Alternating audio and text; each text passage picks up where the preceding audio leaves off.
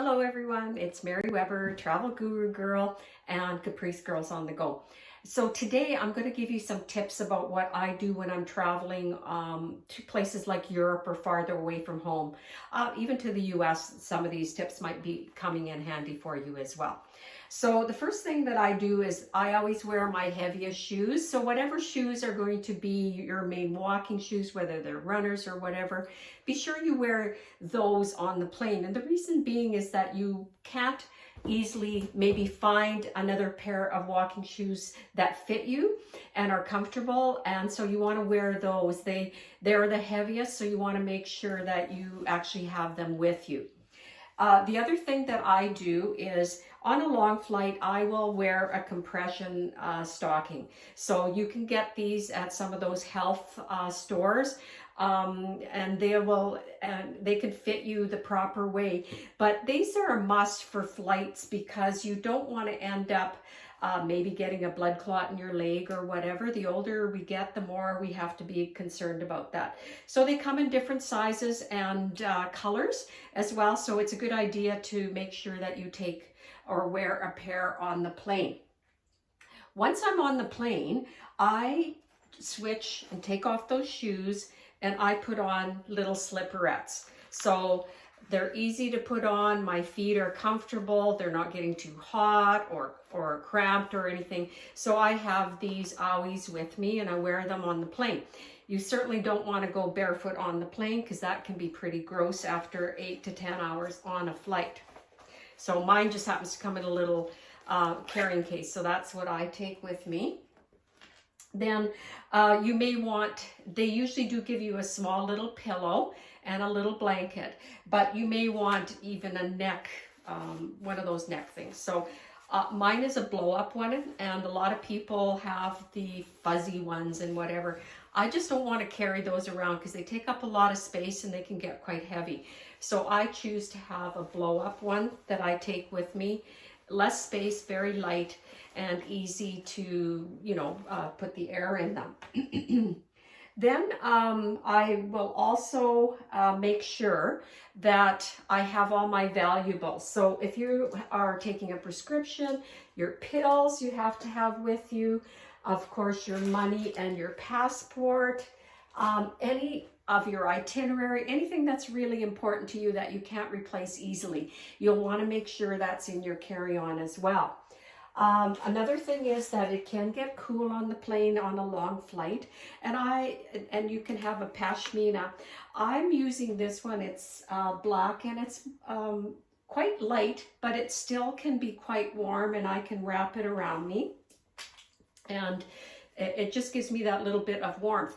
But it also has a secondary use that when I'm going out in the evening, if I want to have a shawl or if I want to cover my shoulders, I have something. So it's a 2-in-1 for the plane and for the rest of my trip that I can use as a cover up or shawl to go out in the evening. So you can choose what works best for you, but a pashmina of some sort is probably going to be really good.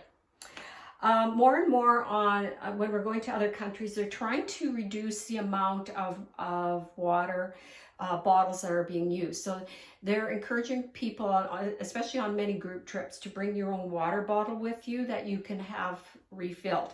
So just as an example, and this may not be a great example, but this is a fold-up one that, you know how when you're going through the airport and you can't take your water through. Well, this one you can fill in on the other side if you like. It's just easy and handy. But I would be taking one of the other water bottles that I have along with me. So that's just a sample of a water bottle. More and more because, of course, with COVID, hand sanitizer. So it should be a small enough size that's going to fit. And if you're taking a carry-on and you want to have some of your liquids in there, it's usually a quart bag. So this is an example. These are the bags that the airport gives you, so you can see that it's the same size.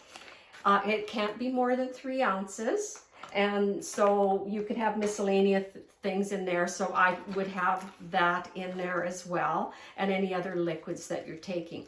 If you're going to be staying in hotels, most of the time they have shampoos. So unless you're extremely fussy, I wouldn't be taking shampoos and things like that, because they just take up way too much space in your suitcase. So again, this is an example of, some people only travel with a carry-on bag, which could be 19 to 21 inches. So then you would be carrying the liquids that you need for your trip in a bag this size that's visible. So again, that's the liquids. Then you might want to take some, this isn't, they aren't disinfectant wipes, but you might want to take a package of disinfectant wipes as well. We like to, my husband and I like to take them, and then we wipe down everything that we're, especially on the plane. Now they are better now because they are actually giving cloths out to people to wipe down their spaces. But just in case you want to be a little bit safer, take a package with you. And as a woman, you may want to have some in your purse anyways. Another thing that I always make sure that I take is Kleenex. And of course, to blow your nose or whatever. Sometimes you just can't get a hold of Kleenex, depending on where you are. But also because in many bathrooms in Europe, maybe there's not enough toilet paper, maybe there's no toilet paper where you're going. And so you want to make sure that you have some with you at all times. And I just take a few packages of these in my suitcase, and then I always have one in my bag with me. Next thing is, these are handy little kind of tablets. And so they're kind of like they're called a magic towel. So they're really handy because they're dry. They're at the dollar store, $1.25 or $1.50, and you get eight of them. So when you wet it, it becomes a cloth like this very quickly. You've got a nice damp cloth that you can wipe down, even wash your hands off with, wipe your face, let's say it's a hot day. So I find these really, really handy to have with me. And so I've just taken the one out of the package, and then you can just hydrate it really quickly. Some countries can be very, very hot when you're traveling. So I found some of these are little neck things that you can soak in water, and then once it's soaked, it kind of looks like a little sausage around your neck, but you can tie it around your neck, and it can help keep you a little bit cooler, and you can kind of just keep moving it around your neck. But I find these quite handy. If you're staying in a room that's got a little fridge in it, what I do is I hydrate it, and then I put it in the fridge overnight too, to just keep it cool the whole time. So again, there's various different things. There's kind of sports neck cloths now too that you can take with you. But be sure that if it's in a hot country, you just might want to take something like that with you. Another thing that I like in many countries, and I've picked these up as I've gone along, is a little fan. And this one was probably from Spain at one time. So, but it's nice and small. And it also, sometimes you're standing in line and you're hot, and it's in the mid-30s or whatever. So it's just a handy thing, doesn't take up too much space, so it's handy to have. Safety then. Oh, before I get into that. So dollar store, well, this one was 99 cents. They're probably $2 now. But a quick rain poncho. So sometimes you may be traveling somewhere where all of a sudden there's a rainstorm, or London, it can happen fairly often, Ireland, places like that. And depending also on the time of year that you go, it may be more rainy season. So just have one of these in your purse or whatever is handy as well. Okay, then going on to safety items. So when I'm traveling, this is the type of item that I use. It's this is my belt, which I keep underneath my jeans or whatever I'm wearing, or skirt or that sort of thing, and it would be covered up. So you get the idea. And I've traveled with these. There's variations of these on the market, but I've traveled with these for years, and this is what I highly recommend when you're traveling, because it's really hard if it's underneath a piece of your clothing for someone to steal from you.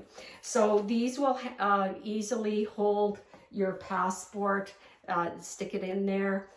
cash or whatever for the day type of thing, you can just put it in there. And then only take what you need. And if you think you need a credit card, well, go ahead and put that in there as well.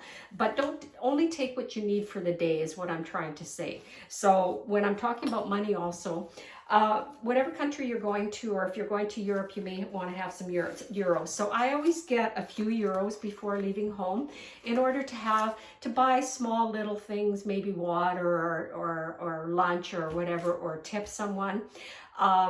And then after that, I'm usually using the ATMs for money as needed.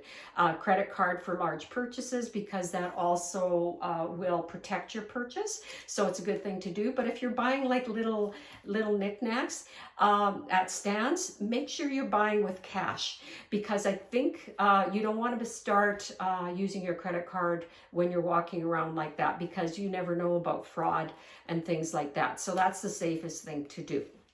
So ATMs readily available in Europe and in most other countries around the world. Never had any trouble anywhere that I've been. So cash, so have some cash. I also keep the coins. So I've got some euro coins in here, and I use those because in some of the washrooms there, you will need coins. Like let's say it's 50 euro or whatever they're called, 50 cents or a half, you know. So you'll want to have a few of those in your pocket as well when you're traveling around. So make sure you have some with you. You don't have to get these before you go because they don't give you coins. But once you arrive, hang on to the coins and take them with you so that if you do need to use the restroom, then you do have some coins handy. Okay, so this, I mentioned the waist one and underneath the clothes. Some people like the one that goes around their neck. So of course you've got a couple of different pockets here, and again it would be the same thing, it would go through here. And so I'm not going to tuck it all the way through, but you can see what I mean. And you may enjoy that one a little bit more.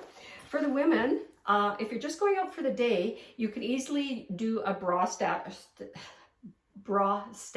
And this just fits around your bra strap and pins down, and you can put, that's big enough for a few dollars, and also a credit card to put in there. And that's again, it's easily stashed right in your bra and easy to take in and out. So 3 types of safety items that for taking your items. Now, again, I did mention that you're going out for the day. Only take what you need. Never, ever, if the ladies are carrying a purse, would I carry all of my valuables in there, because that's just way too easy to steal from you. So that's why I keep it on my person somewhere, and only what I need. The other thing I do is I take a copy of my passport, and I make a few copies. So if I'm out for the day, I'll take a copy of my passport and leave the real one in the hotel safe. And that just is, you've still got a copy of your passport, but you're not taking a chance with it being stolen or that sort of thing. Okay, so those are the 3 types of safety items. If you're going to Europe, this is the most common outlet thing that you'll need, electrical outlet converter for your items. And it's usually this 2-prong. Sometimes they'll have 3-prong in there with the ground in it, but they're the round pins. This is a converter. You may or may not need that. Most of us don't need the amount of power that a converter would help supply, but you can buy that. The other kind that I have is a multi-plug. So this one is for Europe, UK, USA, and Australia. And it's, you just switch it around to get the different things. But what I like about this, it is that it also has 2 USB plugs in it.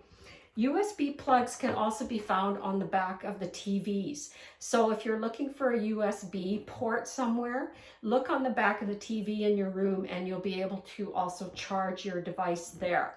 But make sure when you plug it in that it's actually charging it, okay? And more newer hotels will have it in the hotel rooms, but you might be staying in a boutique or a B&B or something like that, and you may not have access to that. So you'll want to get a really nice converter thing. Europe, that sort of thing. The UK has I call it a big ass one because it's a big plug, but you need a slightly different one for the UK. Okay, then, and when you're traveling also, maybe you want to just put all of your electrical cords and stuff like that in packaging like this. It's just easy to find then. You'll know, oh, that's where my cords and things are. Another thing that you might find handy is a power bar. And these are good because let's say you're out with your phone and you're taking a lot of pictures. You're using a lot of your power up on your phone. And so maybe as you're traveling or on a bus or in a car or whatever, you'll want to plug it in to make sure that it's actually getting some backup power to it and you don't run out of power when you're taking pictures. Small backpacks. So if you're going on real hikes and things like that, you'll probably have a true backpack. But this is a portable or a really small one that you could use for a day pack as you're walking around. I always take my weigh scale with me so I can weigh my bags when I'm returning and also before I leave. Purses. So often I will take a large purse. It doesn't have to be this kind, but I wanted to have a few different pockets. This one does, and it has a deep inside as well. And here you can see that I've put on my hand sanitizer right onto the bag, so it's handy. And then what I usually do when I take a big bag like this, I've got everything, my money, my passport and everything like that in there. But I also carry a smaller bag. So that smaller bag might be one like this. And this is a travel bag, and it's a safety. It's a non-cuttable purse, non-slashable purse. These straps cannot be cut, and that's often how thieves will steal your purse from you. They'll try to cut the strap and away they go with it. So this has lots of little pockets, and if you could get away with as small a purse as this, then by all means, this is an excellent one. Travel-On makes many different styles and colors, and there's lots of safety features on there. So I highly recommend something like that. The other kind that you might want to, this is a lug, a bag. It's a lot lighter. And again, it's got lots of zippers to here, one here, a zippered pocket inside, and several slots on the side so you can easily put what you need in that bag. So that is some of the tips that I recommend, and hopefully I'll just double check: money, valuables, passport, itinerary, prescriptions. Make a copy or get a copy of your prescriptions just in case you run or lose your pills. You can get them in another pharmacy in one of the countries you're visiting, just in case, because you don't want to be without your prescriptions. And wear your heaviest shoes, and make some copies of your passport. So that is my helpful tips for today. Thanks very much, everyone.